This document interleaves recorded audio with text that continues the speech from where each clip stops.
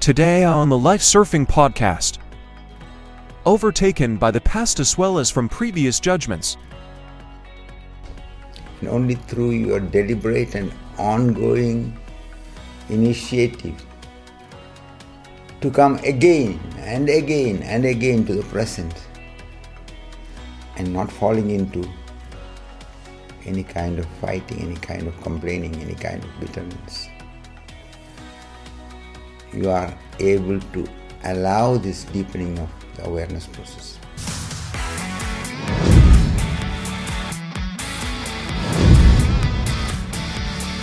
We will take some moments to bring to consideration something which is very basic and which is often touched, but which is as often forgotten also. And that is to realize how delicate our forgetfulness is, how easily we get identified and get overtaken by the past, overtaken by our knowledge, our judgments, our roles, our undercurrent beliefs. And the more you become alert, the more amazing it is to see that it is such a hypnotic process. And only through your deliberate and ongoing initiative to come again and again and again to the present and not falling into any kind of fighting, any kind of complaining, any kind of bitterness. You are able to allow this deepening of the awareness process. Otherwise, you can see that there is a certain subtle but very hidden involvement in the idea that I am separate from the whole. That is connected with the identification with the body, and connected with the identification with the personality, and that is part of the whole conditioning in this world where we are looking at everything in a dualistic way. So even when you are coming into the inner search, this subtle thing goes on. I want to become awakened. I want to get clear. I want to attain the happiness. I want to become free. So that is how we have to start, because that is where we are in the beginning. But sooner or later, you have to come to realize it is not the I who awakens. It is awakening to the reality of the I which can happen to you. And that is where it is so subtle, so delicate, so easily to be misunderstood. And that is where we get trapped in this fighting approach. I was coming across this, what Raphael and Nora was mentioning the other day, about a sailor who is in the sailing competition across the ocean, a person from the German background. And as he was sailing, and he came across many challenges like lightning affecting the sailboat, some parts breaking, some unexpected weather. And all through this, he seems to have understood something. There's no sense in complaining. Of course, when one is alone in the middle of the ocean, one sees it more easily. There's nobody to complain, nobody who can do anything about it. You can complain also to the Creator and get upset. But that is all blind reaction. It's all getting trapped in automatism. When you start observing it, then you see that the reactions may come like that, but you don't need to go into it. You don't need to follow it, and that is not an intelligent step. And that is what this person seems to have been sharing with everybody, that I have come to realize that complaining is not the way, and I hope that I am able to live this understanding not only now but also in my whole life. It's very, very valuable when you realize that we are often only reacting blindly. And this blind reaction keeps us entangled in the illusion that I am separate from the whole. That is why this deeper way of encountering the reality and facing that what is becomes very, very important. And that has to be understood also rightly, because it is not trying to change yourself, it is not trying to improve yourself, it is not trying to put yourself in a box and say, I am like this or I am like that, but it is bringing your alertness to the whole process. The idea of the I which is working in you, the I who wants to attain this, I want to manage it, the ideal state, the perfect state, and the one who is disappointed when it is not working the way one wants it. And the more one tries, so many things come up again and again, things which one has imagined that, oh, I have finished it long time ago, but suddenly it comes and you're upset, you can't believe.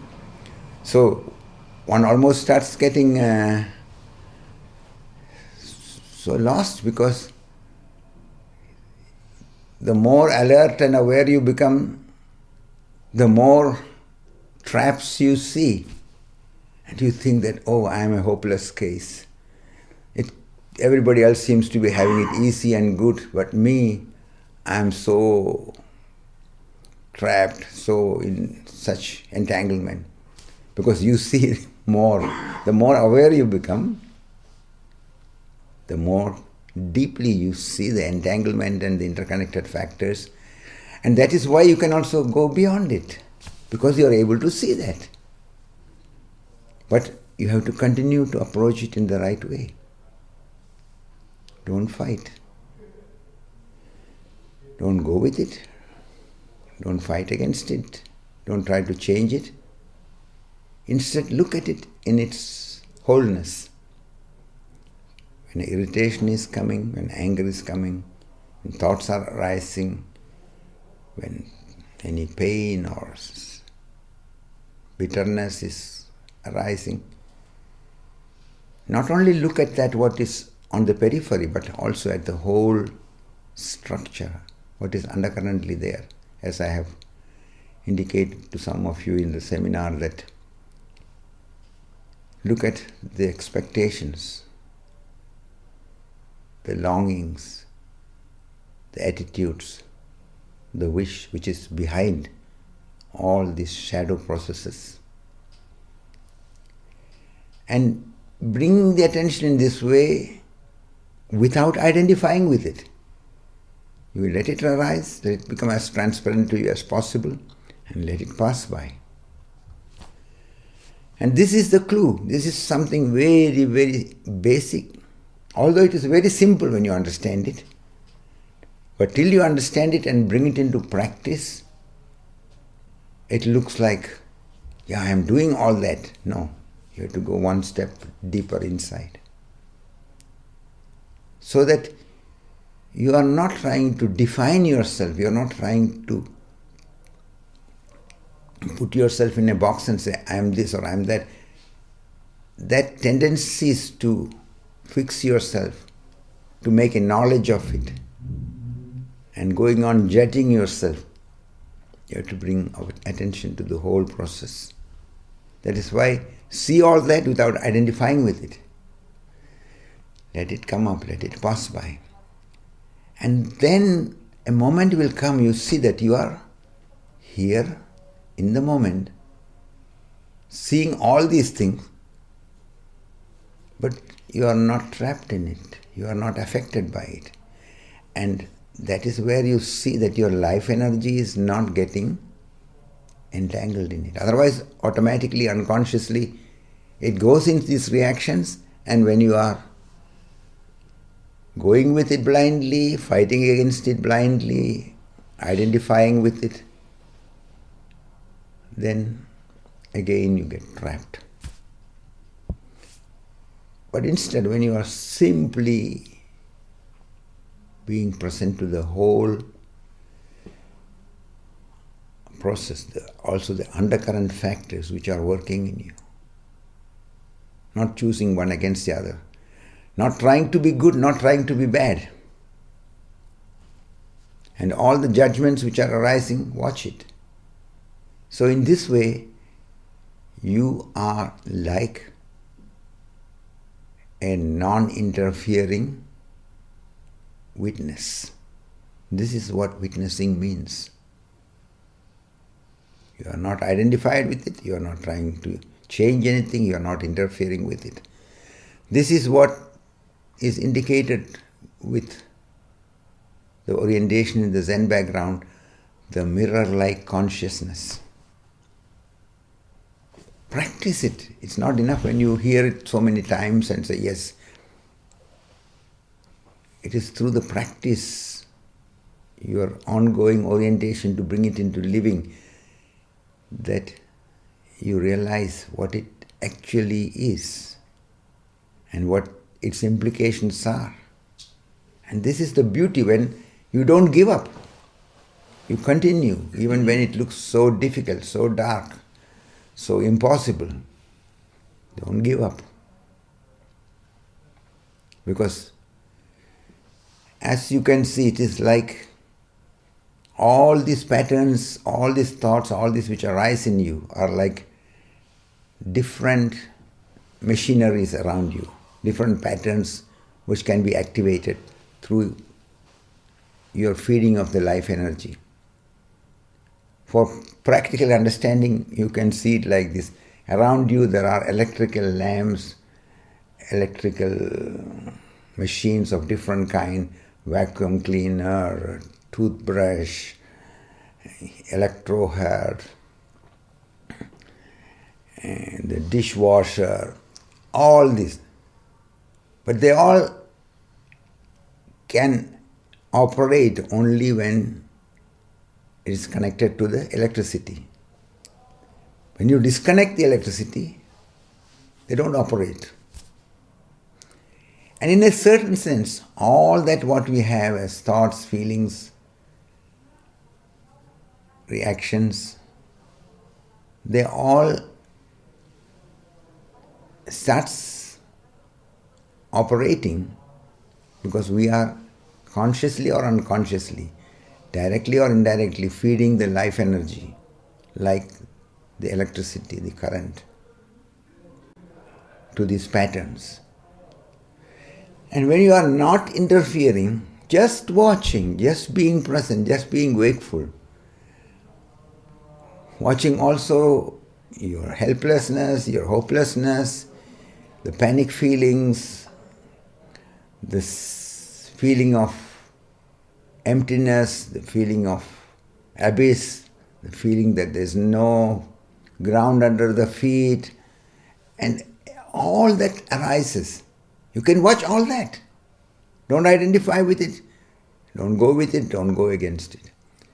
And then a moment comes where you see that, oh, I am here. These patterns of reactions and feelings come and go. That is how you come to relax into your beingness, into your essence. That is how you become familiar with the wonder that you are, the mystery that you are, the divinity that is within you and all around you. Because when you are not trying to judge, when you are not trying to make a knowledge, you start seeing clearly. Then you start seeing everywhere, in everyone, in every aspect of life, the wonder, the beauty, the intelligence of the Creator,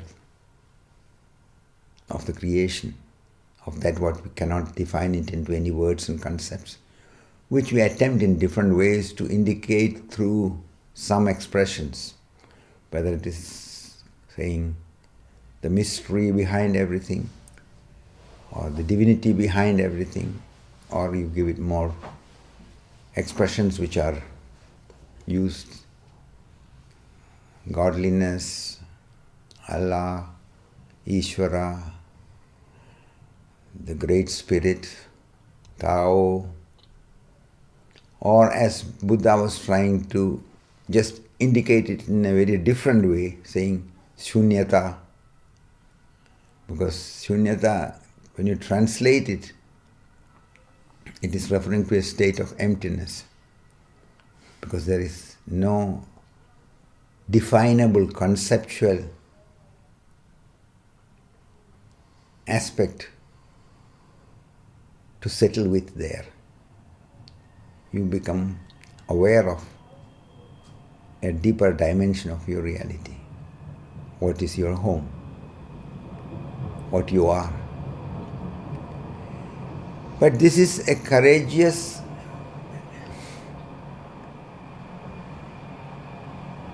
inner journey which you need to continue without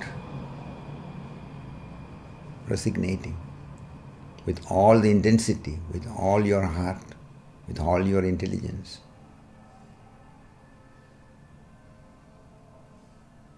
And that is where you become capable to allow it. And remember the difference between doing it and allowing it. You are not doing it. You are allowing it to happen to you.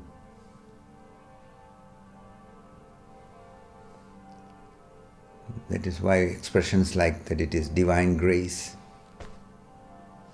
or in German the expression Gnade, very beautiful reminder. Or in the way, in the Zen tradition, in one of the haikus from Bhashkar, it is said, sitting quietly, doing nothing, spring comes and the grass grows by itself. When we are not interfering, that what is valuable takes place. When we are present, when we are wakeful, we are able to feel it, to experience it, to recognize it. But the process of becoming available, the process of being receptive, the step towards being available in a non-interfering way, that is what the whole inner lessons are about.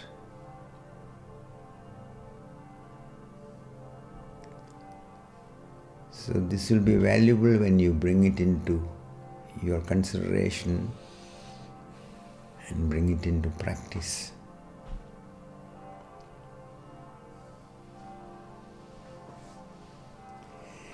If any question is there,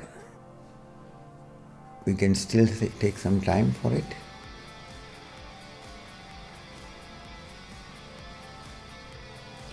And if no questions are there, then we sit the next half hour being wakeful and present to all what is, without interfering, being like a non-interfering witness, being with orientation to a mirror-like consciousness, or as J. Krishnamurti used to put it, passive awareness. With this orientation, with closed eyes, we sit the next half hour.